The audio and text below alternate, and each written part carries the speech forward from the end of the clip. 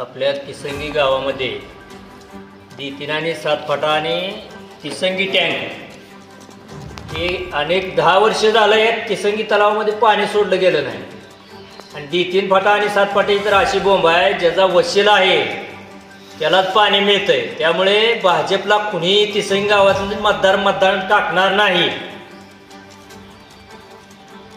बरं, पुढं काय करणार आहे? पण मतदानाचा विषय झाला, पण पाण्याचं काय? पाण्यासाठी आम्हाला पक्षातून बाजूला जाऊन दुसऱ्या पक्षाची तुतारीच घ्यावं लागणार आहे ना। तर पाणी मिळेल का तुम्हाला? पाणी तर मिळेल, सरकार त्यांचं आल्यावर 100% पाणी मिळणार आहे असं आम्हाला आश्वासन दिलेलंच आहे ना। बरं, म्हणून तुम्ही आता काय करणार आहे? तुतारीला पूर्ण गाव मतदान करणार आहे। बरं, ठीक आहे। आम्हाला एक 15 ते 20 दिवस झालं वड्याला पाणी सुटलं। आजच्या दिवशी फटा काढला, 7 फटा लगेच येऊन टाकला। त्या टायमाला माणसं कुठून घ्यायची सरकारी लगेच केस अडकावायचं बसवायचं हे शिकवत नाही। आणि आता वड्याला जाता किती झालं महिना वड्यात पाणी सोडले ना तर काय करणार नाही? हाय शिकून तिकून खाते ते आपलं।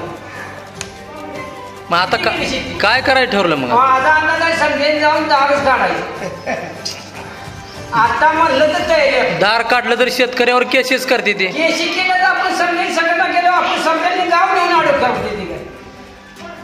अडकवते गाव अडकायचा प्रश्न येत नाही, पण काय करणार आता? प्यायला पाणी नाही तुम्हाला? पाणी नाही म्हणून जाऊन दार काढायला म्हणते मी। तसं काय बोलतो, सत्ताधारी पक्ष पाणी देत नसल्यामुळं होय मग आम्ही इलेक्शनचा पिरियड चालू असल्यामुळे आम्ही संपूर्ण तिसंगी गावातील शेतकरी पाण्यामुळे व्याकुळ झालेला आहे। 50 ते 60 दिवस झाले मोठ्या नळाला पाणी चालू आहे, नुसतं बघायला जामाला आहे। हेड टू टेक असं गणपतराव आबांनी नेम घालून दिलेला होता, पण तो आबाचा नेम सध्या धाब्यावर बसवलेला आहे आणि कुठल्या अधिकाऱ्याला फोन लावला अधिकारी कुठलाही फोन उचलत नाही आणि इतर उत्तर दिले जातात। पण तलावात पाणी नाही, D3ला पाणी नाही, 7 फाट्याला पाणी नाही। लोक पाण्यामुळे व्याकुळ झालेले आहेत, जनावरांना पाणी नाही, शेतीला पाणी नाही। एवढी वाईट अवस्था तिसंगी परिसरातील लोकांची झालेली आहे आणि नुसतं सांगितलं जातंय पाणी सुटणार आहे, पण पाणी काही सुटत नाही आणि वर कॅनल काढलेले आहे आणि आमचे 2 फाटे तसेच आतापर्यंत ह्या 2 फाट्याला पाणी सुटलेलं नाही। तळ्यात तर सुटतो म्हणते नुसते, पण तळ्यात सुद्धा पाणी सोडलेलं नाही। तरी सर्व नुसतं हे थापा मारण्यात चाललेलं आहे। ह्या थापा कुठंपर्यंत शेतकऱ्याला सण करायच्या? ह्या नुसत्या थापेवर जगायचं काम चालू झालेलं आहे। तरी कृपया संपूर्ण शेतकऱ्याचा विचार करून पाणी सोडण्याचा प्रयत्न करावा अशी आमची संपूर्ण शेतकरी मंडळीची आणि तिसंगी ग्रामस्थांची तुम्ही म्हणताय की पाणी आता सोडावं, इलेक्शन आले 2-3 दिवसावर, 7 तारखेला मतदान आहे, तर आता तुम्ही काय ठरवलंय? काय नेमकं करायचं? पाणी सोडलं तरच मतदान करायचं। म्हणजे तुम्ही तिसंगीकर बऱ्यापैकी म्हणजे बहिष्काराच्या ह्याच्यात आहे? बर,